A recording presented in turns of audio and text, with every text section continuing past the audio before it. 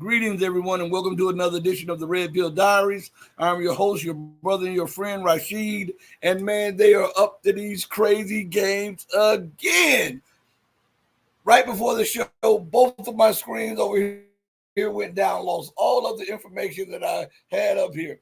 And it took me a extra minute or so to get live because every time I hit go live, something would pop up on my StreamYard saying that you're having problems going live. Please check your internet connection. And I'm looking over here, and it says strong internet connection. And I had already called my internet provider to shoot the signal through to make sure everything was cool. And they're telling me that that I must try again, and finally it came through. So I want to thank God for allowing us to have another show today because it seemed like it wasn't going to happen. All right, especially with all of the mess behind closed doors with this stuff. And my son is gone today, so I don't, I'm not tech savvy, so I can't handle some of the stuff. But I want to thank each and every one of you for giving me your time today. Today's show is called E-Day, two sides of the same coin. All right. Why is it E-Day? Election Day. Or as I like to say, and as Gregory Mannarino likes to say, and now even Gerald Celente says selection. So it is not an election, it's a selection. Remember that. For it to be an election, there must be a willingness of the power, the elites, to allow those whom they govern to have a say in who governs them, right? For it to be an election, there must be votes from the masses of the people for this candidate or that candidate, right? So we know this is all Walt Disney today. But I wanted to just address a few things. Try not to go long. Shout out to Ned Rando in the building. I just want, just a feedback of you guys. So I'm listening to a lot of stuff, and I'm apolitical, and I tell it like it is. And so many people have their hopes pinned on what's her name? Kamala Harris. And so many have their hopes pinned on Donald Trump. And it is so amazing that they go through this cycle every 4 years, believing that the system will not chew these people up. And I ask the question, show me the candidate that the system hasn't chewed up and spit out or changed them, right? Every one of the candidates come in with good promises and I'll do this and this will never happen on my watch and blah, blah, blah, right? And when you try to do something, guess what happens? A JFK happens. Hardy happens or a Lincoln happens, right? Every time. Now, Trump is outside the norms of politics. And this is what I'm saying to you all. Because he's not a politician by trade. He's I would say a businessman. His acumen in business, I don't know about that, but because the man filed bankruptcy a whole bunch of times, all right? If the average person filed bankruptcy as many times as he did, then we would not be looked upon as great strategists, okay? Great investors, all right? So, what? Man, hey, you guys, I'm not kidding you guys. I'm talking to you guys, and my internet, my virus text is blocking porn spam while I'm talking to you guys. Porn spam. XNX. What the heck is that? XNX. Something like that. Porn spam while I'm talking to you guys live on there about politics and geopolitics. It's man, it doesn't get more crazier than this, right? So I'm gonna go to y'all. Look, I'm gonna post it in a second in the chat, okay? But listen, Trump is outside the norms of politics, right? because he is not the average politician. But that does not mean that he does not have the same inclinations of politicians, because remember, he ran in the same circle as Hillary Clinton and Bill Clinton. Let's not forget that. He and Jeffrey Epstein were good friends. The same as with Biden and, well, I won't say Biden, but Obama and all of these. Jeffrey Epstein was their boy. That was, you know what I mean? That was their boy. So even though he might not have the same political inclinations fully, we know that all of these people are connected. They're interconnected. And every 4 years, they run this cycle. Well, if we get the White House or we get such and such, things will change. And if we look at a track record, let's pretend that this is a court of law, right? And you and I are sitting behind the stand. We're not taking the stand. We're the judges, okay? And they bring in Trump. They bring in Kamala. They bring in the track record of both people, and they bring in the track record of the previous leaders. And we look at it as they're presenting it. We do just like the judges do. While they're talking and trying to convince you of who they are, the judge looks down at the history of that person or those persons, right? The judge is reading the history, the legal history of those people. What are they inclined to do? What have they done? What have they said they would do? What did they get accused of doing? What does it look like they've done? He's looking at all of that as the person is talking. All right. I've seen a lot of these not judge shows, but these criminal court proceedings and stuff. And you'll look up from time to time, or she'll look up from time to time, and to look as though there's impartiality on their part, ask a few questions and go back to looking at and reading the history. So now, when we look at that, we have to do that with the system. When has the system allowed for someone to come into the system and change the system? And if it has not happened, and if people try to do it, we have to look at what happened to those people who tried to do it. All right? And now we have a track record of Kamala, 4 years as vice president. What have they brought us? War, destruction, disillusionment, dissatisfaction, a contracting empire, a declining dollar,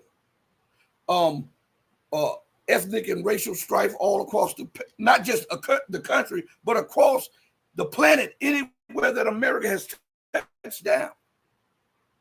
That's what Kamala, Joe Biden, Barack Obama, and that crew has brought. Now, if we're going to be impartial, we must judge the other candidate by the same standard, not give them a little leeway because we may have a little political or financial leaning towards them. So we have a track record of Donald Trump also. And when we look at Donald Trump's track record, just like we just shortly analyzed that of Kamala, what has Trump done?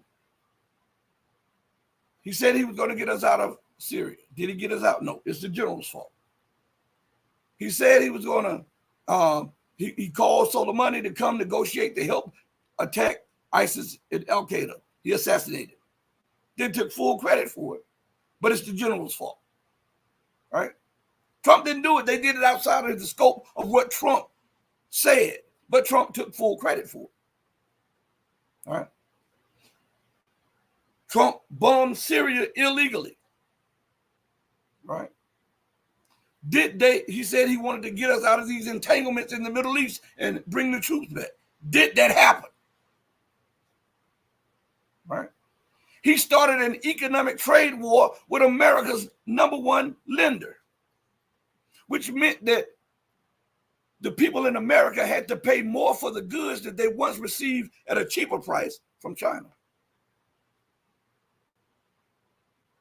Again, if we are the judges and we're looking at the track record of both candidates, we have to come to the conclusion on this day, E-Day or election day, that these are just two sides of the same coin.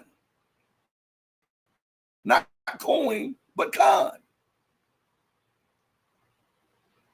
The system will eat them alive. Listen, I want you to understand something. This is what everybody forgets.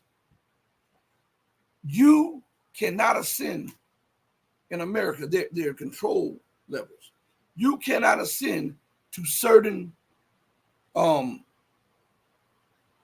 levels of power or popularity without being compromised. They compromise you in certain ways. All one has to do is Google it. See who these guys used to hang out with. These girls used to hang out with. We know Kamala used to hang out with the mayor in Washington. She hung out with what was the talk show host's name? And it's just as clear as day. He was a captain in the Navy. What is his name? Montel something. It slips my mind. Montel something. Because I don't watch talk shows like that. So, but then we look at all of the elbow rubbing with Hillary Clinton with Trump. Now Hillary Clinton is the worst person in the world to Trump. The elbow rubbing with Bill Clinton. Now Bill Clinton is the worst person in the world to Trump. Jeffrey Epstein. Nobody talks about the relationship with Jeffrey Epstein. You see how there's a surviving Diddy? You see how they're talking about the people who went to circle and listen. I think the Diddy thing is a distraction. Honestly, I believe it is. And there is a thing for black men in America that they have to go through when they're in those heights, just like other people, to get to a certain. And if they violate and do something outside of the norm, you become Bill Cosby, you become R. Kelly. Nobody said anything about Elvis marrying a 14, 15-year-old girl and had plenty of those. Nobody said anything about Jerry Lee Lewis with a 13, 14-year-old girl. These people, nobody said anything about Hugh Hefner, who was trafficking little girls. Right? Nobody said a word about that. Am I justifying P. Diddy? No. But I'm saying that to say you don't ascend to certain positions without being compromised. Okay? And when you've used out your utility, you become surviving P. Diddy. And so I brought that up to say they talk about some of the freak offs and all of this stuff. What the hell do you think was going on Jeffrey Epstein's Island? Bill Clinton was there. Donald Trump was there on multiple occasions. These people, bro, listen to me good. You guys have selective memory, selective amnesia. You push out the stuff that you don't agree with, and you accept the stuff that you agree with. And that is not how life is. You've got to take the good and the bad, the beautiful and the ugly. What the hell do you think was going on Pedophilia Island? Nobody brought that up. No, not one time during the campaign trail. Nobody. Why? Because all of them are compromised. Talk back. You know what? I'm going to show you just how easy it is. Okay? Give me 1 second here. I'm going to show you guys just how easy it is. Don't get mad at me. Be mad at the truth. Just give me 1 second, everybody. Oh, man, here they are with this spamming my computers. All of them. You son, bro. Hold on a second, everybody.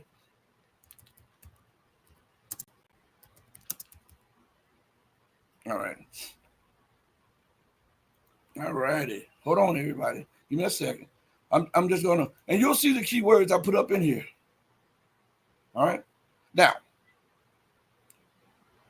the same questions that are asked about P. Diddy, why are they asked about Donald Trump, Bill Clinton, if Obama was there, Obama, and the rest? Because remember, the same stuff, but even more egregious things took place on Epstein's Island. And if they did, and we know they did, and these people were there, why do they get a pass?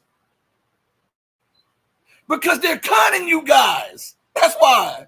Man, I'm telling you. Listen, I'm going to pull up something. I'm going to show you just how easy it is. All right.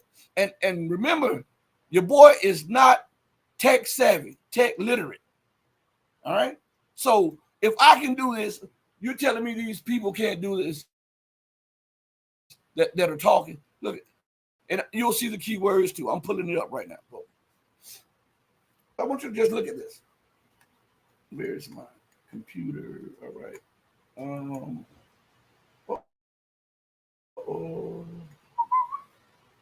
Shout out to Vera. Shout out to Nick Hall. Shout out to Joel Bradford in the building. Shout out to P1. Shout out to, I apologize, Miss Perseverance Chameleon. I apologize. She knows what I'm talking about. Hit the like button also. All right. Now, look at the words at the top that I put in the search engine. Look at this photo. The one that's highlighted. I don't know if it's going to highlight on your screen. Let me see. It's highlighted on my screen. Yeah. It's to my right, which should be to your left. That is Donald Trump, some girl, Jeffrey Epstein, and the madam of Jeffrey Epstein, the one who used to get the young girls, the little boys and all that stuff and bring and charter their flights. Huh? I didn't make this up. Am I coming at Trump any kind of? No. What I'm trying to tell you is these people are not as upstanding as you would think they are. And on multiple occasions, you can see I'm just scrolling. Take this off right here. And I'm going to show, look at the different pictures. I didn't take any of those pictures. Look, just look.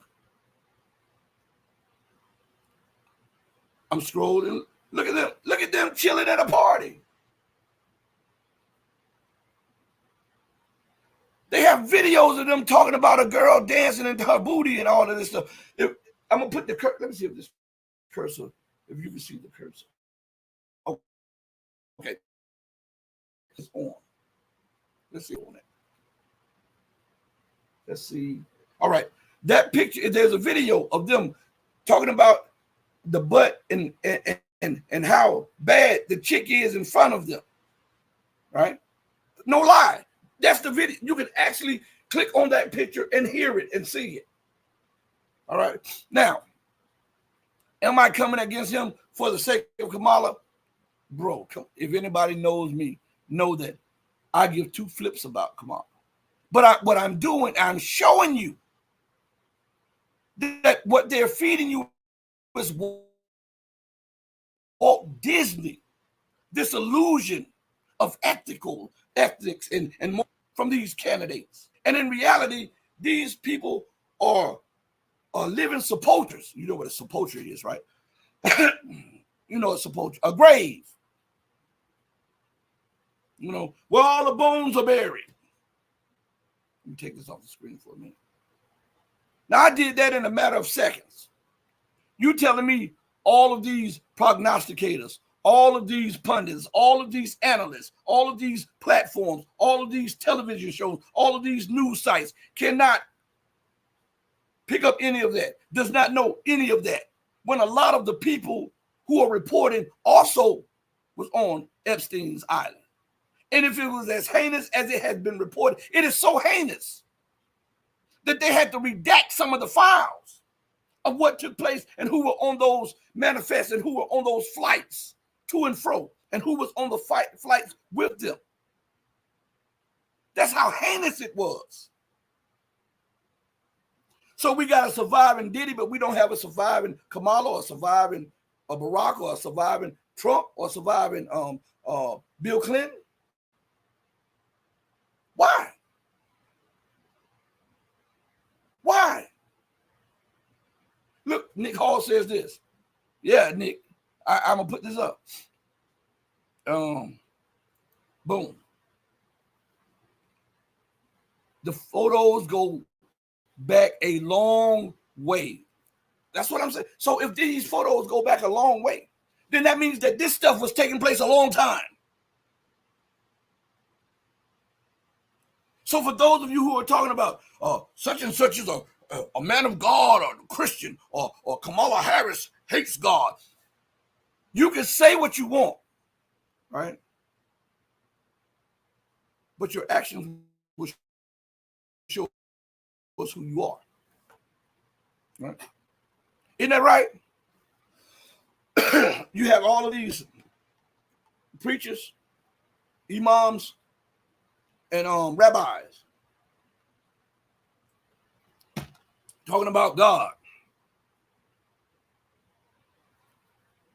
And then when they leave the synagogue, the temple, the masjid or mosque, or the church, or the cathedral, they are super freaks. They are Rick James incarnate. Super freak, super freaky. Yeah, that's what they are.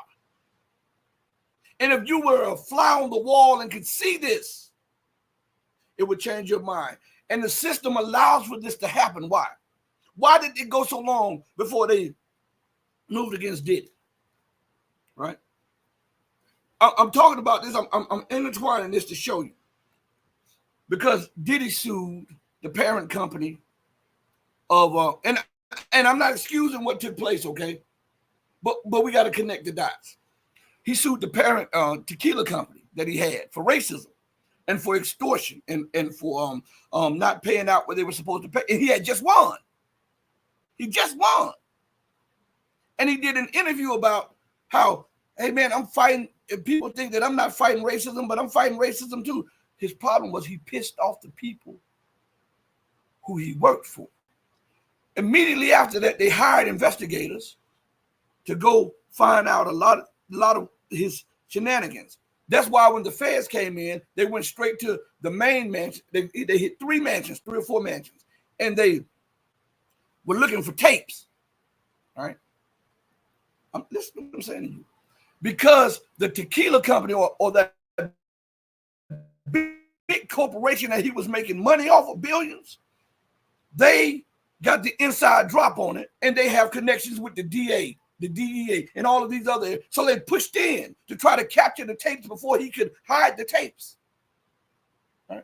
Why didn't anybody do that to Epstein? You know, when they found out that Epstein had recorded everything, they suicided him.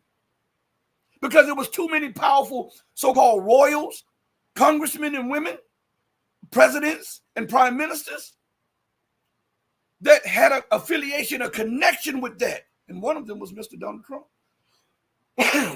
No lie. But we're surviving R. Kelly. We're surviving Diddy. But nobody talks about surviving Hugh Hefner. Nobody talks about surviving Jeff Epstein or what was the crook that stole trillions of dollars and went to the feds. What is his name? Started that economic crisis. What was his name? The Jewish fellow. I forget his name. Nobody talks about that. But we're focused on trivial things as not to focus on what was going on here. Tell me this. What is more detrimental to America? And let's be honest about this stuff. What is more detrimental to America's ethics and morals? Is it a music star that is allegedly having all of these freak-offs, which we know that if you look into the autobiography of a lot of these music stars, these rock stars, they told you that they did stuff like that, right? So people want to live the rock star life because of that, because they have that ingrained in them. What is more detrimental, that or politicians that come before you as these upstanding, moral, religious people, and behind closed doors or with 12-year-old boys and girls on an island outside of America's jurisdiction, having freak-off parties, manifest lists. They had their own planes to pick these people up and take them there. They were that's what trafficking is. They were kidnapping kids, taking them to that island. And on the manifest, one of the people who visited the island frequently is one of the candidates for the election that day. I didn't make it up. I just showed you pictures. So this is an E-Day or an election day, and these are two sides of the same coin. I just so happen to believe that this is the last president of the Republic of the United States of America. I believe that this will be the last one, because so many things are unhinged. You have a political divide, you have an ethnic divide, you have a racial divide, you have a economic divide so great that it's hard to bridge the gap, especially when they continue to feed the fires. Then you have an America that is in military decline. Not that guy, Perseverance Chameleon, the one that stole the trillions. I know who you're talking about, Sam Bankman-Fried. Yeah, that Jewish guy. But the one, God dog, Murdoch. What is it? It was right on my tongue. Oh my God. I forget this guy's name, and nobody else talks about him no more. The man stole. He has set up a Ponzi scheme and stole trillions of dollars, billions, hundreds of billions of dollars. Nobody talks about it. Nobody talks about it. He rubbed elbows with all of those elite. Trump, Kamala, Biden, and all of the rest of them. This man stole hundreds of billions of dollars. Bernie Madoff. That's what it is. Joel Bradford, thank you right there. Bernie Madoff. That's right. Yeah, he made off with a lot of money. He had the right name, Madoff. But we're going to say Madoff. Bernie Madoff. He made off with billions and billions and billions and billions of dollars. That's what we're going to say. All right. So, hold on. They are still spamming my computer. If you guys could see from this angle what's going on, my virus protection is, it's on overdrive on all of this. I guess we're tearing a lot of people off. Now, the reason I say I'm apolitical, I call an ace and a spade, and I call it, and I don't care if people get mad, because I have no political affiliation. I don't believe in the political system. I believe, what did I tell you guys what my sister told me? When a person shows you who they are, believe them.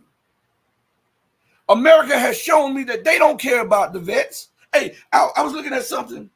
This vet, speaking of that, yesterday, a few, I get alerts from a lot of stuff. So I'm reading a few articles, and a few vets were complaining. I got to bring this up because I would be remiss if I didn't bring this up. And they were not getting their checks. And one lady, her husband served in multiple wars, right? And do you know that she is owed money? And Jamie Dimon of Goldman Sachs owes her and her family money. They won't give this woman her money. They won't even give her $300 and some to pay her immediate bills. Talking about her ID is not, it's questionable. The woman has all kinds of proof who she is, and they won't give it to her. And I was reading, when I was finishing that article, I was seeing how the government is refusing to give checks to certain people in the military claiming that they owe the government money. And that's something to go to war for the government, come back, and then the government says, hey, we're going to deduct this out of your check because we feel that we overpaid you. How the hell can you overpay me for my life? You can always print money. You can never print a life. This is what I'm saying. When the system shows you what it is, believe it. $20 billion to eradicate homelessness. They don't have that, but they have it for Ukraine. When the system shows you who they are or who it is, believe it. The corruption of the system where you have lobbyists, those are people paid, they are paid by companies to go bribe your elected officials. That's what that is. They put it in a fancy name, lobbyists. These are people paid to bribe your elected officials. And then they write the legislation, the officials put their stamp of approval on it and push it through. When the system shows you what it is, believe it. How in the hell can you go into Congress $50,000 in debt and 5 years later you're worth $7 million, but your salary is only $200,000? When the system shows you who it is and what it is, what are you supposed to do? Believe it. Now, let me go to something Ping One says. Well, Nick Hall. Let me go to Nick first. Pedro says the father of Ghislaine. I didn't know Madoff was that. Maybe you're gonna have to drop something else in the chat to clarify what you're saying, Pedro, because that's interesting what you just said. Nick Hall says, I don't vote anymore. Stop giving their system my authority. You better believe it. Now, this is what a lot of people don't understand either. They say vote or die. This is your voice. And then after the election, they ignored our voice, right? Listen, if you put people don't they skip over this part. If America is out there robbing, killing, bombing, and occupying nations, and you have put your stamp of approval, regardless of which candidate you've done, you've indulged in that. You are being represented by that person, so you are just as guilty as that person. If I'm walking to school with someone or walking to the store with somebody, right, with two people, and I tell them, look, man, what you're doing is wrong. I am not going into this store and rob this store. And they go into the store, and I'm standing there, and when they run out, I run with them. Guess what they call me? An accomplice. So when you give them your approval, when you give the system your approval, you become just as guilty as those who are implementing the crooked policies. Now, let me go to something that Ping One says. All right. Ping One, I'll put it up on the screen. Ping One says, the evil of two lessers. And that's a good way to say it. But listen, it doesn't matter if Kamala gets in. If she gets in, she's going to continue the policies of Biden, probably with a little twitch to it. Now, here's the kicker. Didn't Biden continue the policies of Trump with a little twist to it? And didn't Trump continue the policy of his predecessor with a little twist to it? Have they withdrawn any of the U.S. troops from military bases around the globe? No. Have they stopped bombing and infringing upon the sovereignty of other nations? No. Have they stopped using sanctions as a tool of war against lesser nations? No. Have they started to try to talk to people to find out those people's interests so that they can come to some type of agreement to bring about peace? No. But have they amped up the military budget? Obama said he amped it up. Trump came in bragging that he did more. Guess what happened? When Biden came in, he gave it more than what Trump gave it. Evil is evil.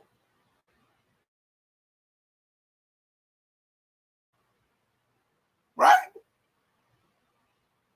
This is what I'm telling you. And I talk to you guys like this because I know no one else is. Because a lot of these people, they believe, and I understand, they want to believe that this person will bring about change. They have a longing for something else. Some may have a Democratic leaning, some may have a Republican leaning, some may have a so-called quote unquote green or independent leaning. But in reality, the system is what it is. You can put a dress on it, you can put jeans on it, it's still the same system. And it's inherently racist, corrupt, fascist, and none caring about the people whom it governs. You think I'm lying? If it cared, then why do we have close to 40 million people homeless or 50 million people homeless? Why is there a big substance abuse problem that is not being checked by the military against veterans? Because they come home broken, hurt. They come home feeling neglected and rejected and ignored after serving in these people's wars, huh? The proof is in the pudding. The proof is in the pudding. And if you don't play ball, if you don't sacrifice your ethics, your morals, your humanity, then you don't get the spoils that others do. I was looking at, to speak of that, that's a good segue. I was looking at my right before the show, maybe about 3 or 4 minutes before the show was on, as I was trying to pull back up the screens. On this screen, I was looking at mine. No, it was on this screen before it went down. I was looking at my number count. All right. My subscriber number count. And once again, it tanked again. And I just shook my head. I said, man, if I played ball, I would be at 200,000-300,000, right? If I played ball. But I don't play ball with them. I go on the other basketball court and play ball. That basketball court of trying to do right. When I was a child, I did childish things, right? But now that I'm an adult, I put away those childish things. So money doesn't fascinate me. Yeah, I need money. Hell, I got bills to pay. They still froze my account. I'm getting that Scott Ritter treatment behind closed doors.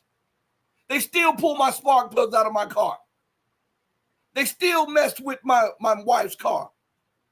Messed with her cables, her battery, and her starter. These are new cars. Pretty much so, maybe 2 years old or something like that. The dead chicken in the yard. Right? The power is flicking on and off. I'm dealing with mine.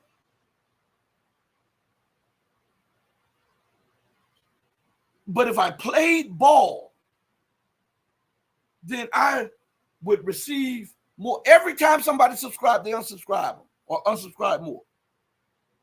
When the count goes up, it goes down. When the viewership goes up, it goes down. And now I've noticed that it's happening a little bit more frequently on Rumble. I got to say this to Rumble. I've noticed that it's not in tens and 30s and hundreds clips like on YouTube, but it's being done in increments of 3, 5, and 10s. I've noticed that. So I'm putting the word out to let you know that I know these things. But I'm not going to play ball. Hell, I got my own ball. I'm a grown man, and I've been grown for a long time now.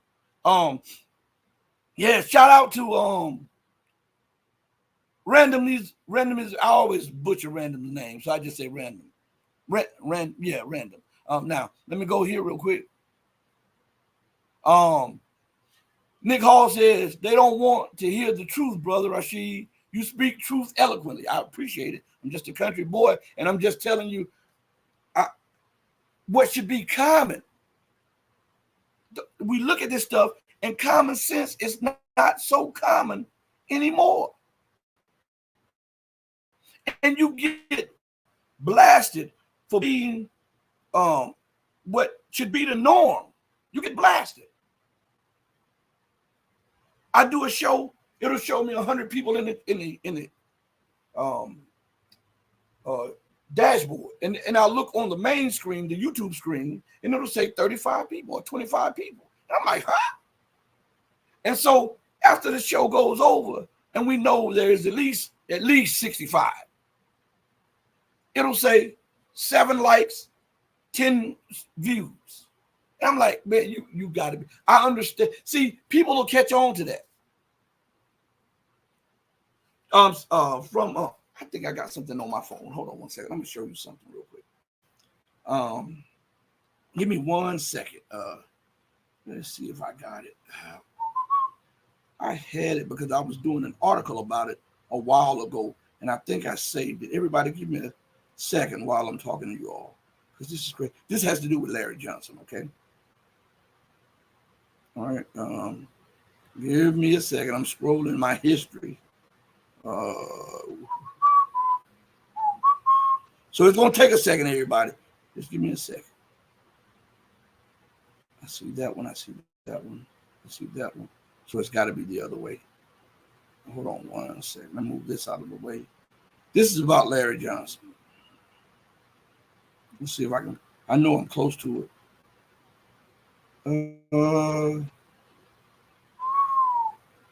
Did I delete it? I thought I had it on here last night because I saw it.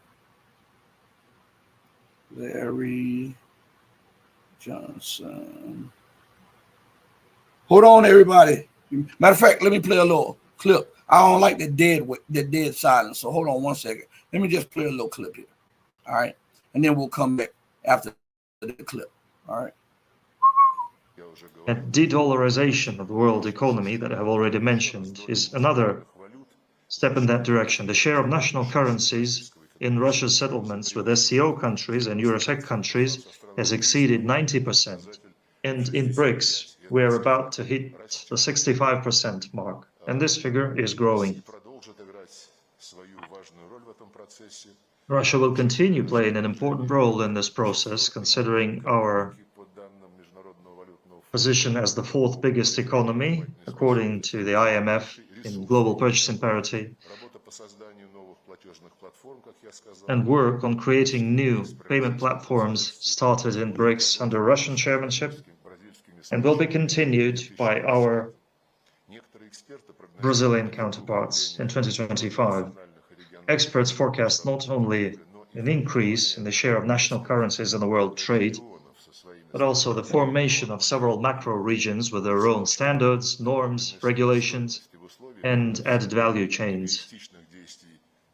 In a situation where egotistical actions of the United States brought to a situation where the once global system is quickly getting fragmented, the trust towards dollar is falling quickly. But in any situation, we will continue strengthening the mechanisms of the Eurasian Economic Union, the Shanghai Cooperation Organization, and other structures in the Eurasian continent and other parts of the world, opening new horizons of truly beneficial and equal cooperation that benefits all its members without exclusion. So I'm looking at, hold on 1 second, everybody. I'm looking at something and I'm trying to find, let me see.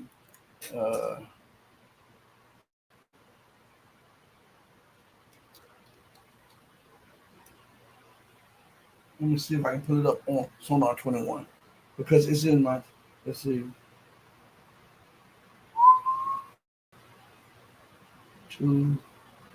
There's links. Because I've been on Sonar 21 multiple times. That's a good website. That's Larry Johnson's website. It's called Sons of, I forget what it was called. Oh, all right. I think I found it. All right. I think that was it. Hold on 1 second, everybody. I think I found it. All right, here. Yeah, I found it. See, this is what I'm telling you. There's no excuse because I'm not savvy in computers. You know, I didn't come up when I was in high school. We may have had a computer, but we were learning to type and typing. Okay, so you may have had a computer room or something like this, but these children, they are born coming out, boom, knowing how. My son was doing apps when he was like 2 years old, something like that. They laugh at me. Dad, when I get on my phone, Dad, just give me the phone. You don't know where your notes are. And, they laugh at me.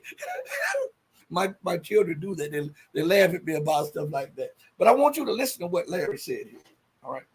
If you don't believe what I'm saying about them suppressing my numbers, on one of the articles, this was published on Larry's Sonar 21, Sons of the Revolution. I think it's Sons of the American Revolution. I think that's what it is. Sons of the American Revolution. All right. And on February 26, 2024, published by Larry Johnson on Sonar 21. And his article is titled Two New Podcasts and dash Anya K and Rashid, plus The Mouse That Roared. And in here, we're going to read, because it's short. I want to read something what he had to say about yours truly. Okay? I'm going to read something to you guys. So I'm not just doing this out the blue. In the lanes of the people in the know, they respect me and they know my political and my religious standing. I don't compromise with them. I talk to them and tell, hey, this is where I stand. This is what I believe. And this is this. And they respect me for that. And they say it needs to be more people like you. So listen what it says. It says, one of the beautiful things about the internet is that it opens up the world to a variety of voices. Anya K and Rashid Muhammad are two excellent examples of this.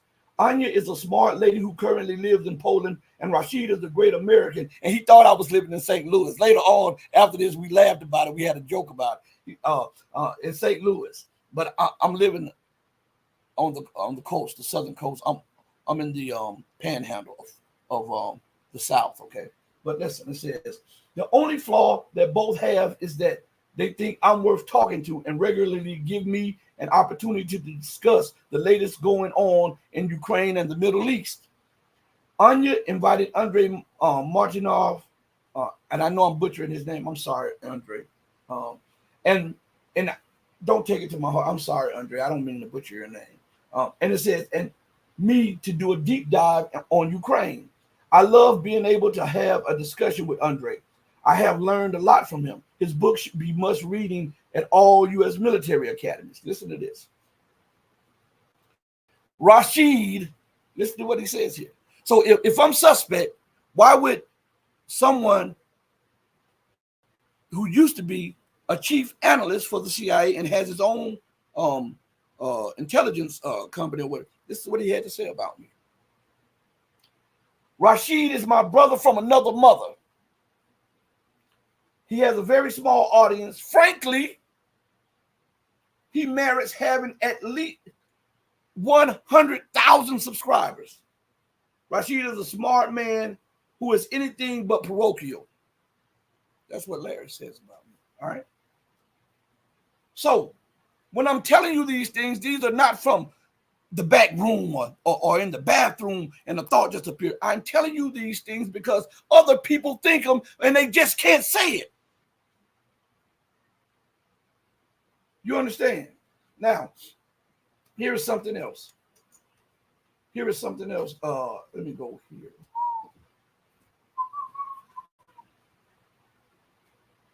He says this on another live video. Rashid is a smart, well-read gentleman. Please enjoy. That's what he says there. And on this one, he says, it is always a treat to have a chat with Rashid. The man is blessed with a load of common sense. Sonar 21. All one has to do to see what I'm saying is put this in the search engine. Larry Johnson, Sonar 21, The Red Pill Diaries.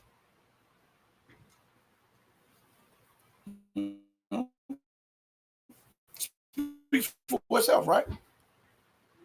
Not one time have I compromised on my beliefs, on my ethics, on my morals. I'm not talking about the person I was before I had knowledge of who I am.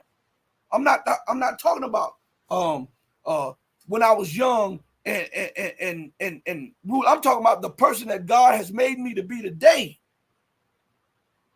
and I am forever in his debt, and show gratitude by doing what I'm doing. So, in the chat at the Red Pill Diaries, let's see. We'll put this on the screen if they allow it. Pedro, my guy. He says at the Red Pill Diaries, sorry, man, I joined the conversation halfway through. Robert Maxwell, father of Ghislaine, CEO of Mirror Group newspapers, he stole the employees' pension funds worth millions. See, I didn't make it. He also ratted out Mordecai Vanunu, the Israeli whistleblower on their nuclear program. This enabled Mossad to grab him and return him to Israel at 25 years jail. Yeah. Pedro, what is doing? The man across the pond, dropping a lot of knowledge. Nick Hall says, I agree. I think he was talking about what I was reading. But what I'm saying to you is this.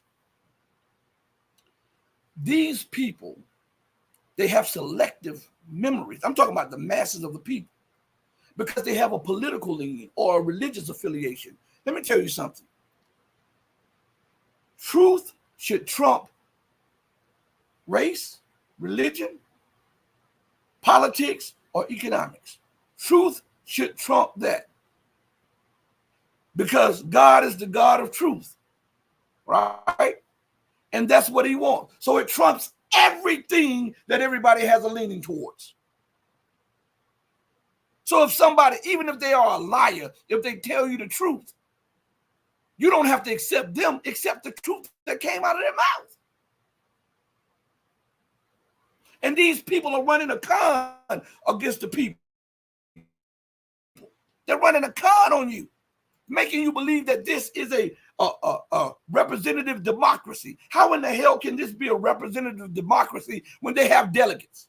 And the delegates can overrule the masses of the people. How is this a democracy when you have had presidents win the majority vote and lose the delegate vote? Huh? Or lose the delegate vote, or win the delegate vote, lose the majority vote? Tell me that. And anytime somebody says, hey, let's rid ourselves of that and do this. No. Because they see an advantage in it. And the power brokers will never willingly give up their position of authority.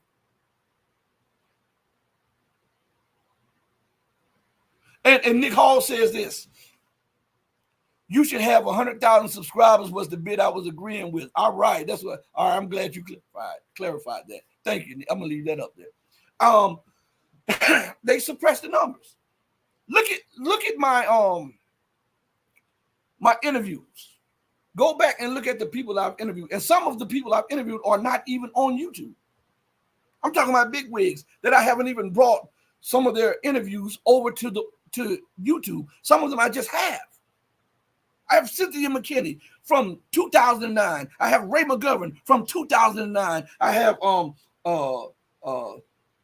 just the former Black Panther Party leader. I had scholars from Mecca, scholars. I had diverse conversations with scholars in the United States, professors. I have not even put on the channel. If I only reached 4,000 people, why would that be? Do you know? Let me tell you how upstanding Gregory Mannarino is. All right, I got to put this out there. I got to bring up Greg for a minute. So I noticed that when I was doing the channel, my channel wouldn't grow because I was going into the numbers, and I'm saying, look at the numbers, look at what they said then, and look at what they say now. It doesn't match. I was doing it so my channel wouldn't even grow. So I hit Greg up. This is the God honest truth. This is why I'm saying this guy. He's a stand-up guy. And I said, Greg, I would like to have you on my channel. I say, I know that it seems like I have 2 subscribers, but they're doing that to my channel. I would like for you to come on my channel and explain to the people, even if they don't watch it right now, later on, maybe months or weeks later, they'll look at it. I want you to explain what's going on. It was not, and I'm not exaggerating this, it was not 45 minutes later, Greg hit me back and said, man, stop it. No sweat, guy. When you want to do it? I know you're an upstanding guy, man. Let's do it. Now, who can muster somebody like Gregory Mannarino, but the charts, but the numbers say 2 subscribers? Tell me that. Tell me. I'm asking you guys. So we don't pay particular a particular large amount of time to the numbers because they suppress them. But what we're going to try to pay attention to is the details. Because if they're doing this to me, they're doing it for a reason. They're doing it to prevent the people from paying attention to the truth on the platform. I interviewed the former U.S. Assistant Secretary of the Treasury, Paul Craig Roberts. He and I had communicated a few times. And let me tell you, because I'm trying to show you how things are. Not how you want them to be, but how they are. So I contacted him and he was like, nah, I don't, nah. This was a while ago. This was maybe 2 years ago. Nah. And I'm like, nah. And he's like, nah. He said, maybe later, check. But he did it cordial. Listen, he did it cordial. So a year I hit him up again because I like to get everybody's perspective. Even if I don't agree with you on everything. I feel like there's gems in everything, you know. So I hit him back up again, and he was like, maybe we can. And then then he contacted me. He said, yeah, maybe we can. Then something happened, and he said, I'll get back with you. Time passed. So I hit him back again, and he says, I'm gonna put that on the screen, Vera, in just a minute. I hit him back, and he says, Rashid, give me a week. He says, and I'll get back with you. Give me 1 week. He got back with me less than 1 week. He had his person get back with me. And so we agreed to a show. But then, and he and I are just about an hour away from each other, right? And just like what happens to me happened to him, when he agreed to the show, his internet went down for days. Ask him this, okay? And then when it finally came up, his associate contacted me and says, are you still wanting the interview? And I said, yes. And so they said contact him at this. So I contacted him and he was like, yeah, we can do it. What day would be fine? He said, listen, don't send me the link to the show because, I'll forget it. Send me the link to the show the morning of the show. I said, cool. Thank you so much, Mr. Roberts. He comes on the show. We talk. If you go to part 4 of that 4-part series, in there he says, I know you. I know of you. I've heard of you. And he gives me a lot of good praise. The former Assistant Secretary of the U.S. Treasury. So if this is the case with people in the know, how in the hell am I at 4,000 subscribers? Vera says it like this. Rashid, you should have way over 100,000 subscribers. Boom goes the dynamite. Now that there, boom, is a mic drop moment. So I'm saying this to tell you that, look, the system is going to do anything and everything to impede anyone who will tell the truth. They will embrace anyone that will lie or bend the truth a little bit or compromise for financial gain. If you look at most of the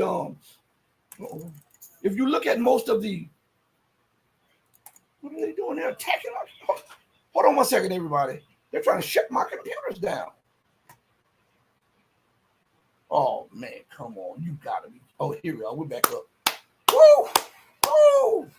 Live on air. Anyway, so oh, that's my son. He made it back. Anyway, so they will do anything to impede the truth, anything. And if you look at the and I'm not talking about all the big channels, so don't take this as an attack on or slander against the big channel. But some of the channels have become businesses, right? This, and when we're all businesses on here, but I'm saying businesses. And so they have investors. So they have, whenever you have a corporation, whenever you have a company, right? When you're solo or when you're coming up, you can say what you want to, but when you have people putting in money, they have input. So sometimes you have to suppress what you say or kind of omit certain things or have a leaning towards a certain way, which to me, if you don't tell the people, to me, that's underhanded. I think you should tell the people. People are more receptive if you just look at them in the eye and talk to them and tell them the truth. Why won't these people look at you in the eye and tell you the truth? That's the same thing they're doing with this election. They're lying to the people on a major scale. And that's why if you look at the thumbnail, it has a coin, but and it shows the reflective sides of the coin. And on one coin, you have Kamala Harris. And on the other side of the coin, you have Donald Trump. And I use wordplay instead of con, because this is a political con to suppress the people or to make people have a sigh of relief for just 1 second. Whoever candidate wins, a sigh of relief. We won. We won. And then the things go back to how they used to be. I was looking at something also as the clip was playing that I played earlier. And do you know businesses are boarding up? A lot of businesses are boarding up. I didn't know this. See, I'm not afraid to tell you what I don't know. I did not know this. And had I not caught that update on the news, I would still be in the dark about this. Because they are fearful of election day violence and rioting and fighting, or the imposition of open martial law. How is that a reflection of the so-called greatest democracy on the planet Earth? Huh? How is that a reflection of live and let live? You win some, you lose some. Everybody is for the greater good.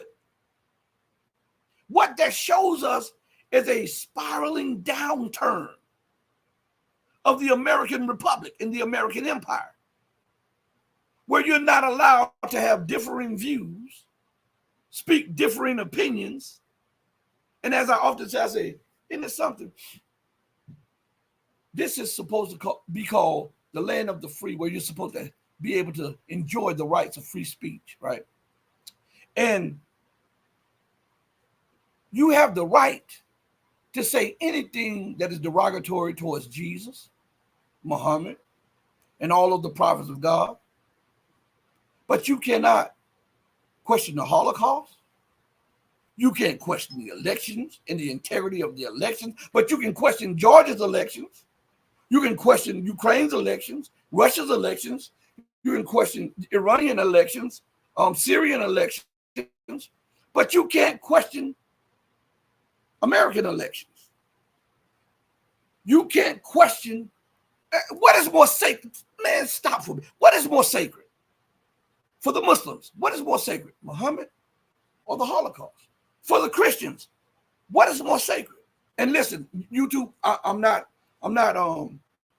saying that the Holocaust didn't happen, because I don't want no flags on this now, because you already told me that you might delete the channel. I'm asking a question. I'm trying to provoke thought. And anytime a person provokes thought, that is not only good for me and that person, that is good for the platform and for the nation and for the world at large, okay?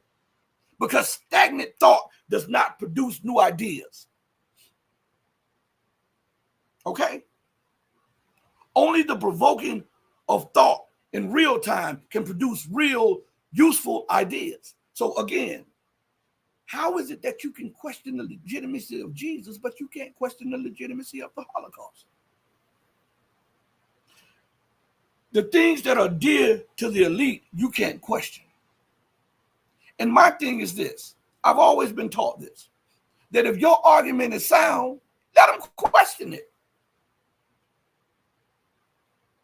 You want them to question so that you can go into details to prove what you're saying. Do you know in Europe you can go to jail for questioning the Holocaust? I didn't know that until a year or so ago. How is that freedom of speech, freedom of thought, freedom of diversity? Right? Flamehead, he says Trump 24. If that's your, listen, if you want to put that in the chat, you can put that in the chat here. We invite differing opinions, okay? Nobody's going to slam you for that. Nobody's going to talk down to you on that. We're not going to, because I'm apolitical, so I don't care one way or the other. If Kamala Harris gets in or if Trump gets in, I'm apolitical, okay? So you can put that in the chat. And don't feel like there's going to be pressure on you when you put that in the chat, okay? Flamehead. All right. And Vera says, nothing wrong with questioning what actually happened in World War II. Nothing. That's how scientists find out the hidden things of yesteryear. And then they after they find out some of the hidden things of yesteryear, they then go into depth to find out how it relates to today so that they can blaze a path for tomorrow. But if you stymie thought, if you stymie opinion, you can not produce new ideas for the preservation and the prosperity of tomorrow.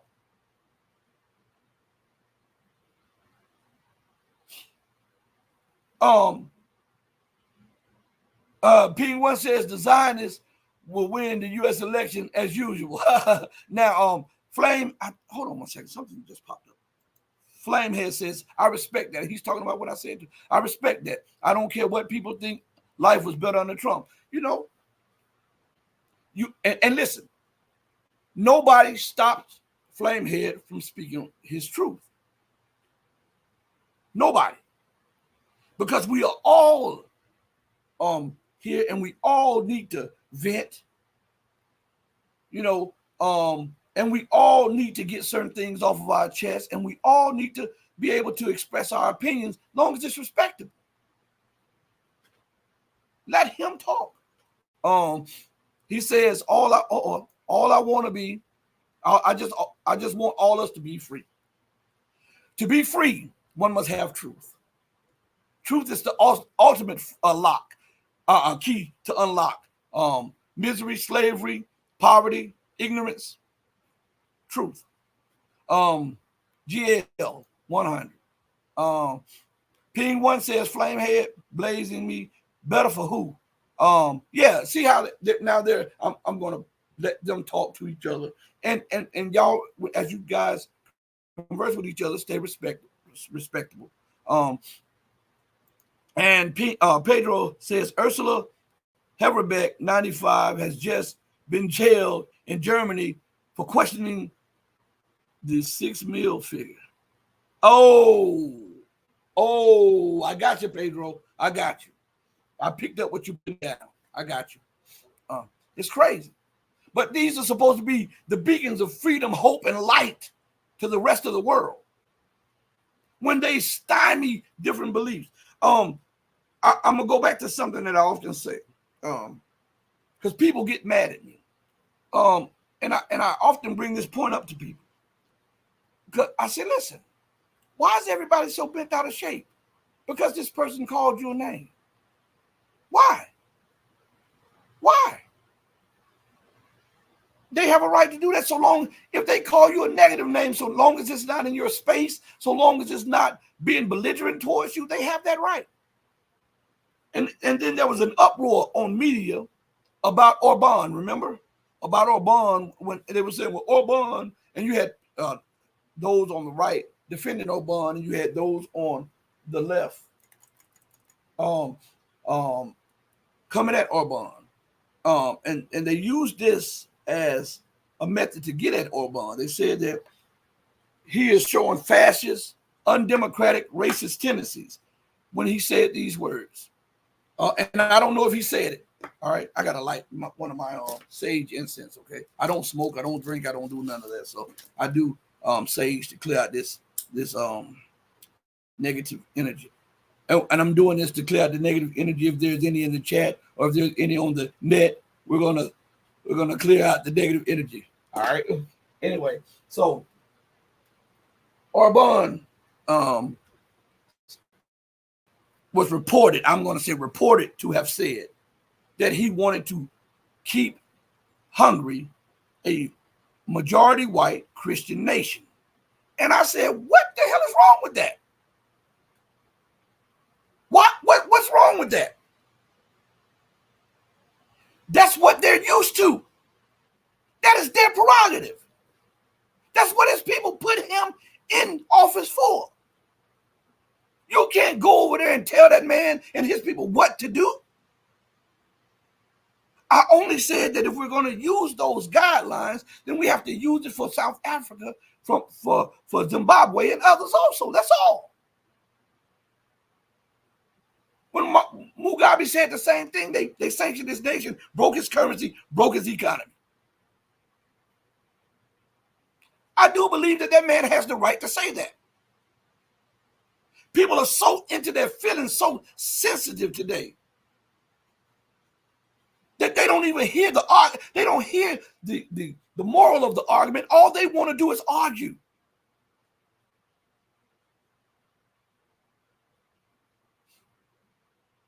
That's it.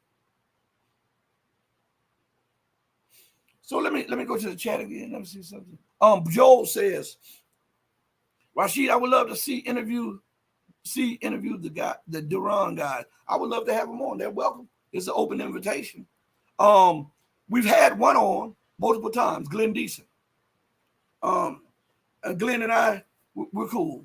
I think Glenn is a all right guy. I think he and his insight of the European situation is excellent.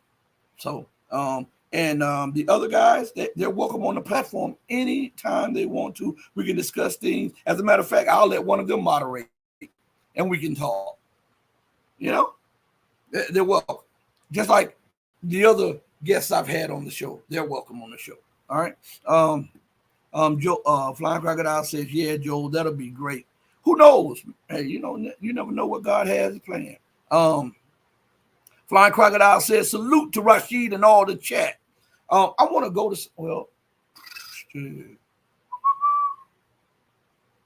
let's see. I want to go to something real quick. All right. This is what the world is saying about America right now, okay? I want you to listen to this. This is what the second most powerful person in Russia, Dmitry Medvedev, has to say about American elections. And I got a couple of clips that I'm going to play, okay, with Dmitry Medvedev. We're gonna go a little overtime, all right? We're gonna go a little overtime. So I've got a couple of clips. And I wish you would stay with me as we play these clips. Before we play Dmitry Medvedev, we're going to play the leader of the Russian Federation. All right. And this is a clip I had a while ago and I played, but the other clips are clips that I recently put on the dashboard. I think I downloaded them last night to the dashboard so that just in case we talk about politics, which we would have these to show you what the world is saying about the so-called empire. But listen what Mr. Vladimir Putin has to say about America. As we see that the efforts of the BRICS countries and other members of this organization and our supporters clash against the forces of the so-called Golden Billion, the countries that oppose us. Their elites are working against the interests of their own peoples, and in fact today they're trying to enshrine kind of order, a rules-based world order, rules that no one has seen, no one has ever discussed, and no one has ever passed or accepted those rules. These rules are written and adjusted every time in an ad hoc manner to suit a situation as it stands. It is done by people who believe that they are special and they have the right to dictate their will to the rest of the world. This is very much in tradition, in the vein of traditional colonialism. So we play that, okay? Now where is? Hold on 1 second. All right, we have 50 concurrent viewers, and I'm looking on the screen and it says 24, but on my studio dashboard it says 50. So we have 50 people in here. Hit the like button, please. Whether we agree or not, just hit the like button. Let's be adults and be able to be agreeable to disagree if we disagree. Okay, so let's go further. I want to he talks about how America in the West thinks that they have the right to dictate everything to everybody. What do I tell you guys? Rules for thee, but not for me. Do as I say, not as I do. That's America's model. That's the Western world's model. But it couldn't be me. See, Russia still, some of the elite of Russia still wants to orient themselves towards the West. You would not get a drop of oil, a drop of gas from me. You wouldn't get corn oil. You wouldn't get a potash, I think that's what it's called, that fertilizer. You wouldn't get palladium. You wouldn't get platinum. You wouldn't get gold. You wouldn't get silver. You wouldn't get crumbs off the table if you sanctioned me.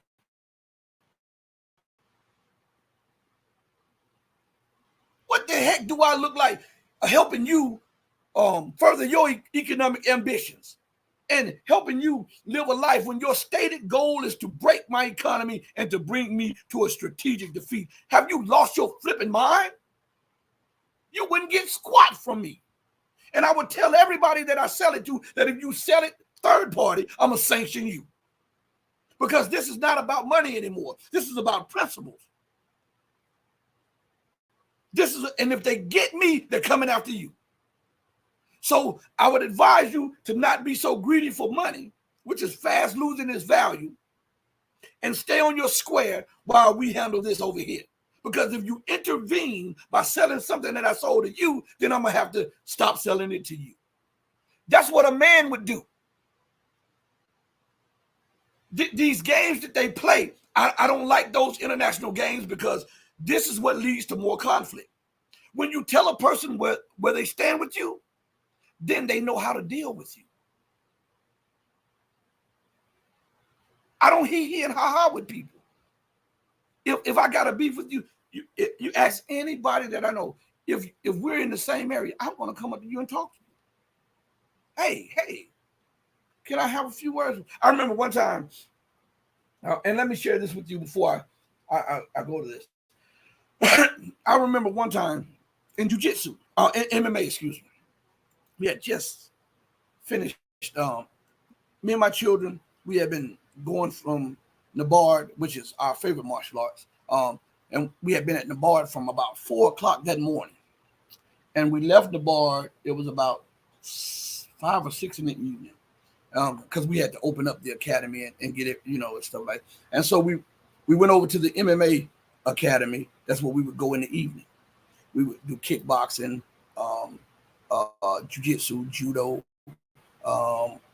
grappling, all of that stuff. All right. So it was this one guy, he just did not, for some reason, he didn't care for me. I only spoke to him. He didn't care for me. Well, it really didn't bother me. But when he was passing messages like to my children, he would be like, I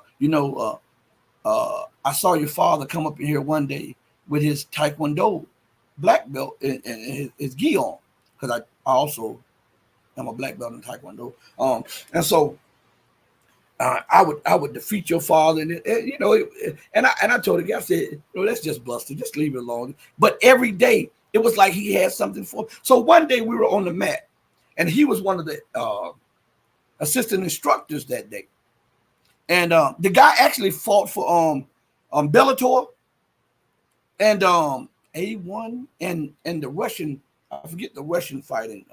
I'm not going to say his name because if I say his name and you guys go look him up, you'll laugh. All right. But anyway, buff guy, real buff guy. So this the moral of the story. Let me get to it. So the guys, and I told my children, I said, when I get a chance to, I'm going to talk to him. I'm going to talk to him. So the children were done and they were over sitting, doing what children do. And so the adults, we were down and we were going over some new new jiu-jitsu moves. And so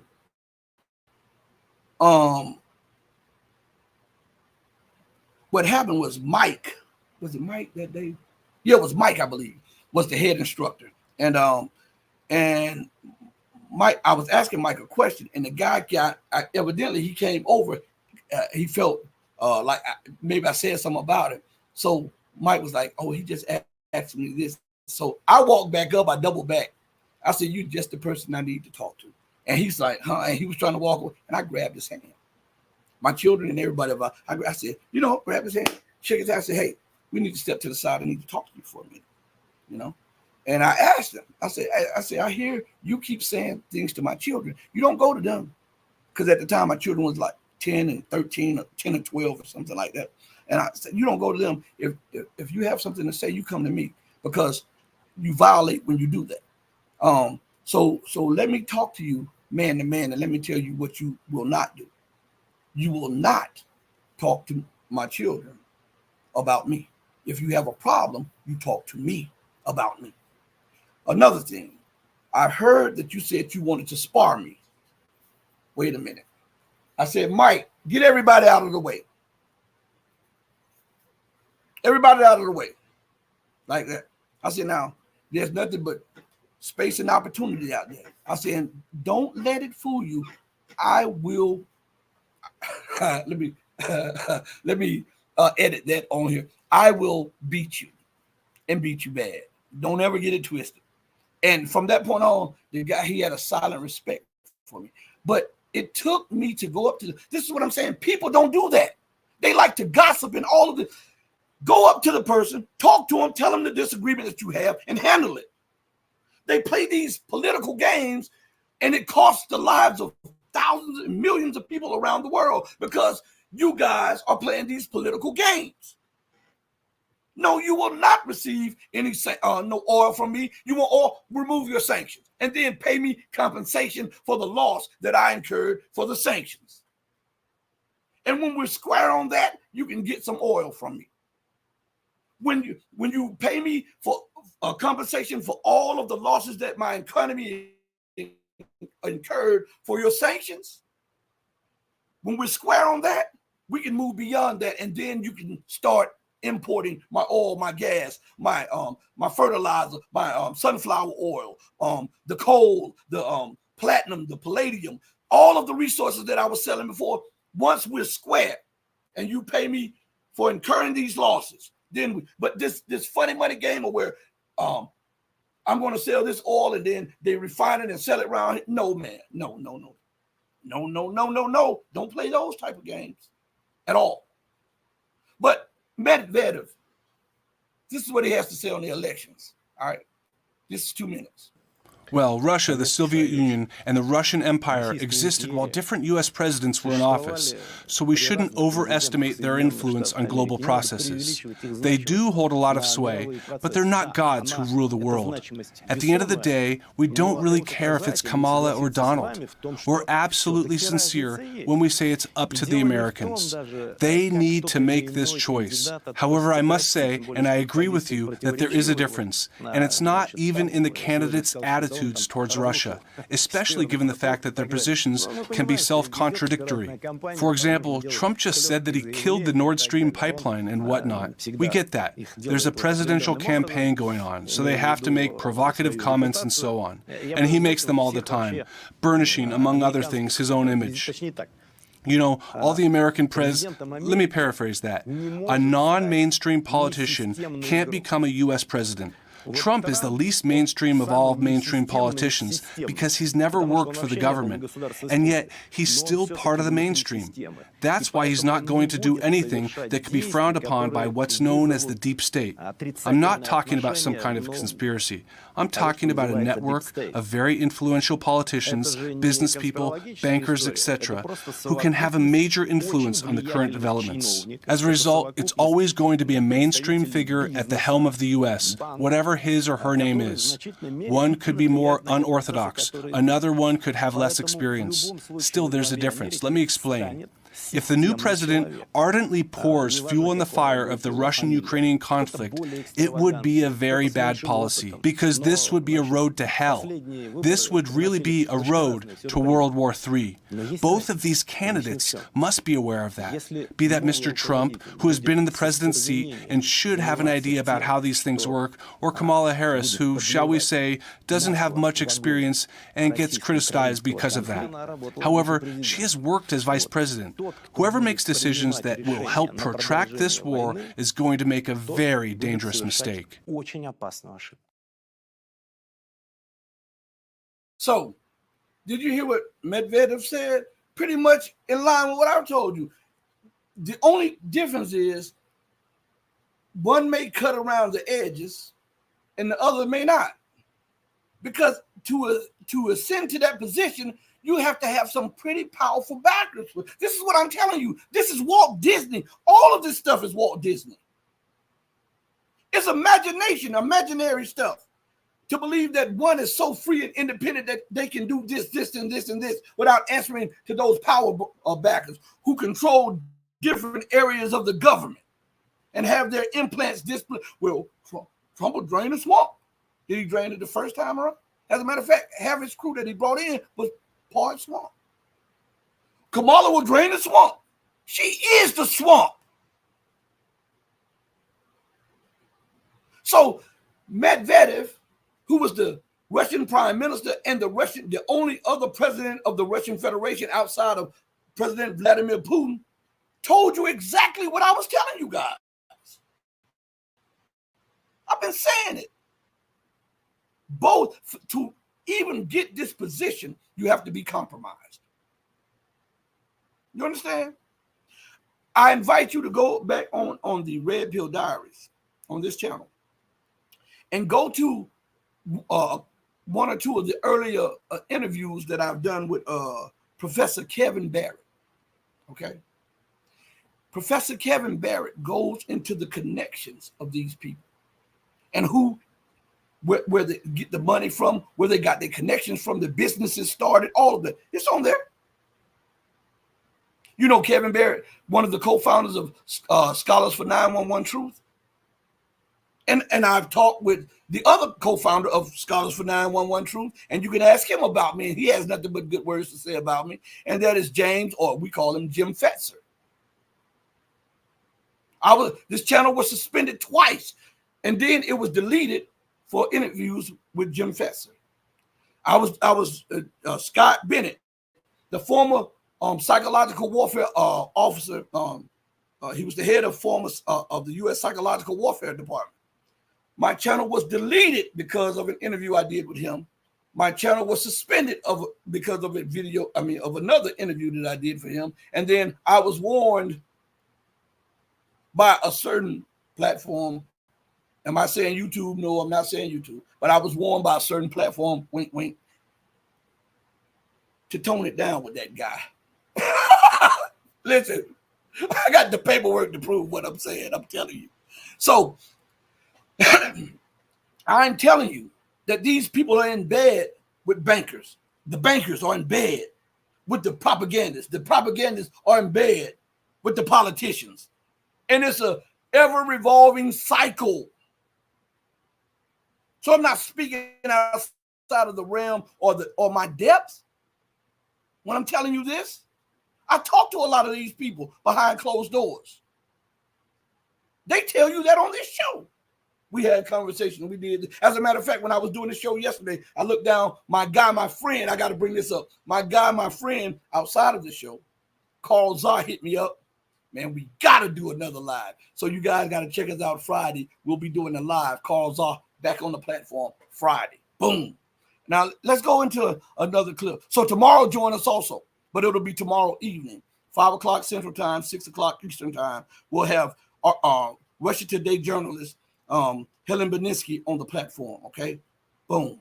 So let me go into another clip. I want you to hear, and we're going to end it. So these are short clips, so I can do these. And matter of fact, I'll do one more, and then we'll end it because I've had an hour and 30 minutes of your time. Okay, and then tomorrow I'll play a couple more of the clips and ask Helen her position on these. Okay, so that we can keep going. I respect all of you guys' time and everything, but let me play. I might play 1 or 2 clips. Okay, don't hold me to that. So listen, I want you to listen to this. Americans always try to rule by creating crises on the planet. This was the case, well, at least in the 20th century, and it continues that way in the 21st. When the Soviet Union collapsed, America felt that it had no equal at all after the Soviet Union and the Warsaw Pact. So the more crises they create, the better they think the situation is for America. Well, they've created a crisis with these sanctions. What happens? It's all very simple. The Americans make money. America, as always, feels good. It makes money from weapons supplies and by allocating money to its defense industry. Sure enough, some of that money gets stolen in Ukraine or somewhere else. Still, though, it means that the defense industry and a lot of other economic mechanisms in the United States continue to work. Moreover, a lot of businesses have been persuaded to move over to the United States from Europe, where it has become unprofitable to work. That is, the Americans are getting what they want at the price of more blood and casualties. This is why Americans are engaging in feeding the war. But that system is coming to an end. That's why they feel the world is falling out from under their feet, and they're resisting it in every way possible. You've mentioned BRICS here, and there's also the SCO, as well as other regional unions. There are Asian unions that are very important in today's world and where America has no say at all. It is seen as hostile there, even though those unions were not originally created as anti-American. In fact, I find the idea of the Global South and these kind of unions very promising. Why? The Americans and their satellites keep saying, "You are violating the rule-based order." But when you ask them what that order is, and I've deliberately picked through legal text, studied them, it's incomprehensible. It's not clear what the order is and who approved it. It's really just an idea of the United States and its allies, well, mostly in NATO, of how best to do business in the world. So it's not a written document, not an international convention, it's not a UN act or any other act, it's not the UN Charter, it's just something, an order that they think is right. And once you're out of this order, you're a perpetrator. Of course, this is a very unstable system that is bound to collapse sooner or later. And those inside that system will suffer the most from its collapse. I'm absolutely sure about that. So this man is giving you some gems here. He's dropping gems for you. It's up to you to pick the gems up and polish them off. And carry them back to your home as a store of wealth to protect you from the ultimate disaster that is not coming, but is underway right now. I don't think some of you understand what is going to happen. What is going to happen, as Gregory Manarino likes to say, will be biblical. We're talking about Mad Max type stuff. Because think about this, when America has enjoyed herself as the #1 nation, when she has benefited and when she has lived in luxury, while everybody else wanting to be like her, when her freedoms disappear and all of the privileges that she once had, this will cause anger to rise up in her midst. And the people will be thinking about the freedoms and the privileges that they used to have. And this is the recipe for civil insurrection and civil strife and civil war. So you think about this. Nobody addresses this, and I'll say this. Okay? America has all of these bases around the world. She is in every corner of the globe. These people are trained for war, trained. Now, when the dollar implodes or the economy starts declining much faster, and America is starting to contract, she has to pull back some of her commitments and pull some of the military back home. Now think about this. This is an aspect that nobody talks about. And this is one of the greatest threats to America. So let me put it on your mind. So as these returning soldiers, sailors, airmen, and Marines return home, some of them with PST, and some of them angry, when they come home and they're like, I can't get a job. I can't get my benefits. I'm having problems with this, right? This will be the worst problem that America has ever faced, because these people are trained for war. And what do you think people who are trained for war will do when they're looking at their houses being foreclosed on, their cars being foreclosed on, after being willing to give their lives on foreign soil for what those people in office say that is American freedom and all of this stuff? And they're looking at their children begging for some food. This means a war den at home. And this is the greatest threat that America faces within her own borders that no one pays attention to. She has another threat, the destruction of our educational system. All of this is leading to the downfall of the American British Empire. Because when we talk about America, remember, the UK mirrors it back and vice versa. So with the collapse of the dollar, the collapse of her economy, she's going to have to make some real hard choices. And when these people who are trained for war, who have been sitting overseas, and who have been fed this line that they are fighting for America's freedom, have to come back home and the benefits are cut. The health is cut. I'm talking about mental treatment and physical treatment for the ailments that they have gotten from their stay over abroad. When their families are existing on food aid and food stamps, and then they can't get that anymore, and the paychecks start dwindling. What do you think that this will do to the American Republic? We have all of the recipes for war. Vera says, Dmitry Orlov is a great analyst as well. One of my favorites. Yeah. I like some of the stuff he says too. And he's so calm when he says it. Hey, he's real calm when he says it. Listen, what do you think is going to happen? You're not going to go to the ice cream truck and get an ice cream cone. How are you going to get it? Say if you could, how are you going to get it when all of the things are shut down? Because remember, America is pivoting to Asia. China is America's largest lender, largest trade partner, largest importer, largest exporter too, and largest banker, all right? And largest investor in infrastructure. 93 to 95% of all products that are on U.S. shelves come from China. Now, when you pivot to China